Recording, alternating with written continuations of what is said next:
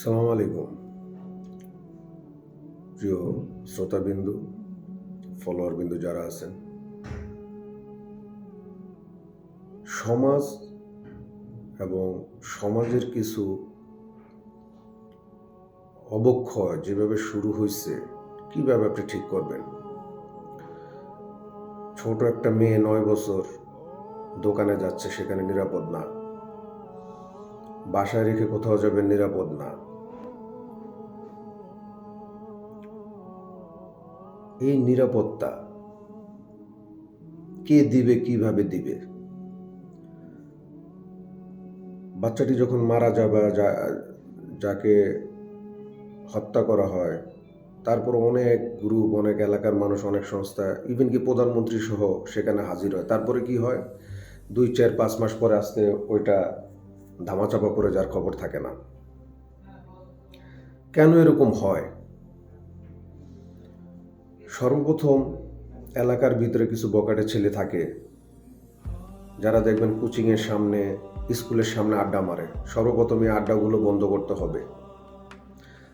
আর যাদের ছেলে সন্তান স্কুলে বা কোচিংয়ে পড়ে, অবশ্যই আপনারা নিয়ে যাবেন, কোচিংয়ের সাথে করে নিয়ে আসবেন। আপনার ছেলে কোথায় আছে, কি করে, কোচিং ছুটি হওয়ার পরে কি করে, অবশ্যই এটা আপনার দায়িত্ব। এই দেখশন না করার কারণে ছেলে মেয়ে যেহেতু উঠতি বয়স, তারা অবাধ্য হয়ে যায় দিন দিন। তার ভিতরে একটা গ্রুপ আছে, নেশায় জড়িয়ে যায়। যেখানে সেখানে দেখবেন এখন নেশা এত সহজ হয়েছে, হাতের নাগালে চাইলে পাওয়া যায়। এলাকার ভিতরে, এলাকা ভিত্তিক দেখবেন কিছু নেতা আছে, কিছু মুরব্বী আছে, এমনও আছে যে হজ করে আইছে। তাদের ছত্র ছায়ায় এই ছেলেপেলেরা নেশা বিক্রি করে থাকে এলাকার ভিতরে। আপনি তাদেরকে ধরতে যাবেন, থানায় নেওয়ার আগে দেখবেন নেতা একজন ফোন দিছে, এটা আমার ছেড়া দেন। তো কী করবো, ওসি সাহেব হোক বা যে অফিসার ধরে নিছে, যখন ছেড়া দেয় খালি তো ছাড়ে না, চিন্তা করে এটা তো এমনি রাখতে পারবো না, আবার জামিনে ছুটে, তখন কী করে এসআই সাহেব হোক, ওসি সাহেব হোক, কিছু টাকার বিনিময়ে ছেড়া দেয়। আর প্রশাসন ইদানিং এত সেফ খেলতেছে, সবাইকে ধরে না। আবার ওনাকে মন চাইলো আপনার ছোট একটা কোচ দেখা বিশাল বড় মামলা দেওয়া দেয়, এরকম ঘটনা কিন্তু ইদানিং ঘটতেছে। তো সব কিছু মিলে আমি দেখলাম, দেশ ঠিক করার জন্য এবং দেশের এই মূল অবকাঠামো যে দিন দিন ভেঙে যাচ্ছে, পুলিশের অল্টারনেটিভ কিছু নাই। আমি সব পুলিশ ভাইদেরকে অনুরোধ করে একটা কথা বলবো, আপনারা কয়দিন চাকরি করবেন? 30 বছর, 35 বছর, 25 বছর, একদিন তো পোশাক ছেড়ে দিতে হবে। আপনাদেরকে অনুরোধ করি আমি, আপনার এই দেশের সন্তান, ইউনিফর্ম গায়ে দেওয়ার মানে আপনি অন্য গ্রহের বা অন্য কিছু ভাইবেন না নিজেকে। দেশটার জন্য কিছু করে যান।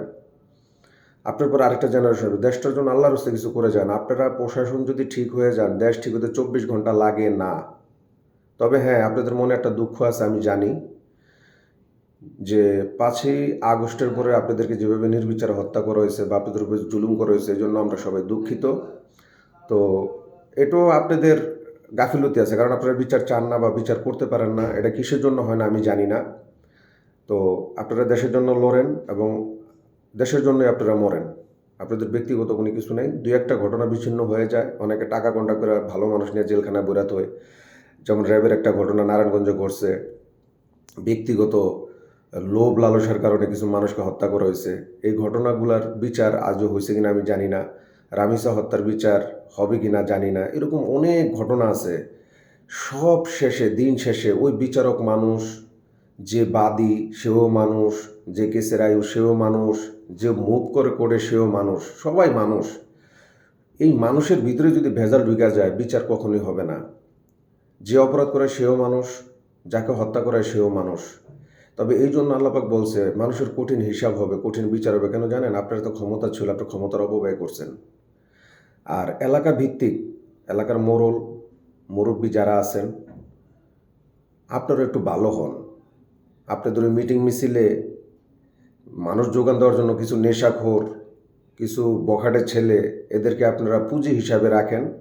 তারা এলাকার ভিতরে সবচাইতে আকাম কুকামগুলি করে এবং তাদেরকে একটা পর্যায়ে গিয়ে ছত্রছায়ায় এই এলাকার কিছু নামদারি আজি গাজি কালু আছে, ব্যবসায়ী, অনেক বাড়িঘর আছে, এরা সাপোর্ট দেয়। এমন কিছু জায়গা আছে, এই নেশাখোর করে ধরতে গিয়ে খুঁজতে খুঁজতে দেখি যে যারা এলাকায় বিচার করে হেরাইয়া করে পালে। তো যাবেন কোথায়? কীভাবে এই দেশ ঠিক হবে? এই দেশ ঠিক হইতে বড় কষ্ট। যার যা জায়গা থেকে বলবো, নিজের বাচ্চা কাছে নিজের ছেলে সন্তান নিজে সেফে রাখেন। দুর্ঘটনা ঘটে গেলে আর বিচার কবে হবে জানি না, বিচার ঘটার আগে, বিচার হওয়ার আগে, দুর্ঘটনা হওয়ার আগে নিজে একটু কষ্ট করেন ছেলে সন্তান উপযুক্ত হওয়া পর্যন্ত। এটা ছাড়া আর কোনো রাস্তা আমার কাছে জানা নেই। এবং এলাকায় এলাকায় যার যার জায়গা থেকে প্রতিরোধ গড়ে তোলেন, কারণ দেশের সার্বিক অবস্থা এখন ভালো না। যেই জিনিস আমরা আগে দেখি নাই, কল্পনা করি না, সেগুলো এখন এলাকায় ঘটতে যাচ্ছে। সবাই ভালো থাকবেন। ধন্যবাদ সবাইকে। ছেলে সন্তানের প্রতি খেয়াল রাখবেন। এলাকায় যারা গার্জিয়ান আছেন, অভিভাবক, আপনার এলাকা আপনি সুন্দর করেন। আপনার এলাকা আপনি সুন্দর না করলে কেউ বাইরে থেকে এসে করে দেওয়া যাবে না। অবৈধ সম্পদ, মানুষের সম্পদ এবং অবৈধ ব্যবসা, এগুলো থেকে নিজেকে বিরত রাখুন। দেখবেন সুন্দর একটা জীবন করতে পারবেন, সুন্দর জীবন, সুন্দর সমাজ উপহার দিতে পারবেন। আর আপনি যদি নিজে অবৈধ কাজে জড়িত থাকেন, একদিক দিয়ে মানুষ আপনার কাছে বিচার নিয়ে যাবে, আর এদিক দিয়ে আপনার পোলাপেন ছিনতাই করবে, ইয়াবা বেচবে, অমুক বাসার তার চুরি করবে, অমুক পাম্পের তার চুরি করবে, অমুকের এসি নিয়ে যাবে। এই বিচার কোনোদিন শেষ হবে না। আল্লাহ পাক আপনাকে ক্ষমতা দিচ্ছে, আপনি এগুলাকে দমান। ক্ষমতা দেওয়ার মালিক আল্লাহ, নেওয়ার মালিক আল্লাহ, ইজ্জত দেওয়ার মালিক আল্লাহ, নেওয়ার মালিক আল্লাহ। কিন্তু এইসব এলাকার সন্ত্রাসী পাইলা লাইলা আপনাকে অনেক বড় হইতে হবে। কেউই থাকতে পারে নাই।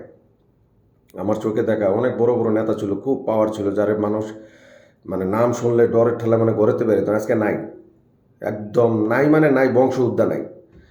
তো মানুষজন মরার পরে বলে যে উনি একটা ভালো লোক ছিলেন। যেমন আমাদের এলাকায় একজন ভদ্রলোকের নাম বলে আমি এডিসি, আল্লাহ পাক ওনাকে জান্নাত নসিব করুক, খুব ভালো একটা মানুষ ছিল।